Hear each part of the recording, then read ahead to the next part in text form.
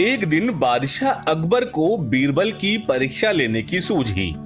इसी उद्देश्य से अकबर ने बीरबल से दरबार में कहा, बीरबल, इस राज्य के 4 सबसे बड़े मूर्खों को हमारे सामने हाजिर करो। हम तुम्हें 1 महीने का समय देते हैं, तुरंत इस काम में लग जाओ।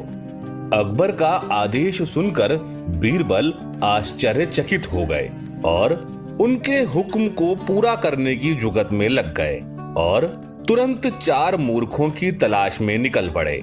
1 माह पूरा होने के उपरांत बीरबल 2 व्यक्तियों के साथ बादशाह के समक्ष उपस्थित हुए।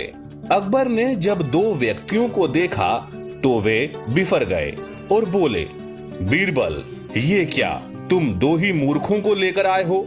हमने 1 महीने का वक्त तुम्हें 4 मूर्ख लाने के लिए दिया था। बीरबल बोले, हुजूर, मेरी गुजारिश है कि आप अपना गुस्सा शांत रखिए और मेरी पूरी बात सुने बगैर किसी नतीजे पर मत पहुंचिए। बीरबल की बात सुनकर अकबर का गुस्सा कुछ ठंडा हुआ। पहले व्यक्ति को आगे कर बीरबल बोले, जहां पनाह, ये रहा पहला मूर्ख। इसकी मूर्खता का वर्णन सुनेंगे तो आप भी सोचेंगे कि ऐसे लोग भी होते हैं इस दुनिया में। अकबर ने पूछा, बताओ, ऐसी क्या मूर्खता कर रहा था ये? बीरबल ने जवाब दिया, हुजूर, मैंने इस व्यक्ति को बैलगाड़ी पर बैठकर कहीं जाते हुए देखा। बैलगाड़ी चालक के अतिरिक्त बैलगाड़ी पर बैठा ये अकेला व्यक्ति ही था, जिस पर भी इसने अपनी गठरी सिर पर लाद रखी थी। चकित होकर जब मैंने कारण पूछा तो ये कहने लगा कि गठरी बैलगाड़ी पर रख दूंगा तो बैल के ऊपर बोझ बढ़ जाएगा, इसलिए मैंने गठरी अपने सिर पर रख ली है। अब इसे मूर्खता नहीं कहेंगे तो क्या कहेंगे? पहले व्यक्ति की मूर्खता का किस्सा सुनकर अकबर के चेहरे पर मुस्कुराहट तैर गई।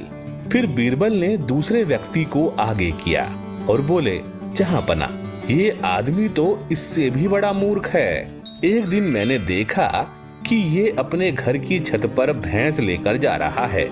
मुझे आश्चर्य हुआ तो मैंने पूछ लिया, लेकिन फिर इसका जवाब सुनकर मैंने तो अपना सिर ही पीट लिया। इसने बताया कि इसके घर की छत पर घास उग आई है, इसलिए ये भैंस को छत पर ले जाता है ताकि वह वहां घास खा सके। घास काटकर ये भैंस को लाकर खिला सकता है, लेकिन ये मूर्ख भैंस को ही छत पर ले जाता है। ऐसा मूर्ख कहीं देखा है आपने?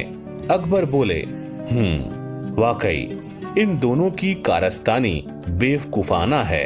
अब बाकी के 2 मूर्खों को पेश करो। बीरबल बोले, हुजूर, नजर उठाकर देखिए, तीसरा मूर्ख आपको सामने खड़ा दिखाई पड़ेगा। अकबर इधर उधर देखते हुए बोले, कहाँ बीरबल? हमें तो यहाँ कोई तीसरा व्यक्ति दिखाई नहीं पड़ रहा। बीरबल सिर झुकाकर बोले, तीसरा मूर्ख मैं हूँ हुजूर। अब देखिए, मुझ पर कितने महत्वपूर्ण कार्यों की जिम्मेदारी है, लेकिन सब कुछ एक तरफ हटाकर मैं 1 महीने से मूर्खों को खोज रहा हूँ। ये मूर्खता नहीं तो और क्या है? बीरबल की बात सुनकर अकबर सोच में पड़ गए। फिर बोले, और चौथा मूर्ख कहाँ है बीरबल? गुस्ताखी माफ हुजूर, पर चौथे मूर्ख आप हैं। आप हिंदुस्तान के शहंशाह हैं। इतने बड़े साम्राज्य का भार आपके कंधों पर है।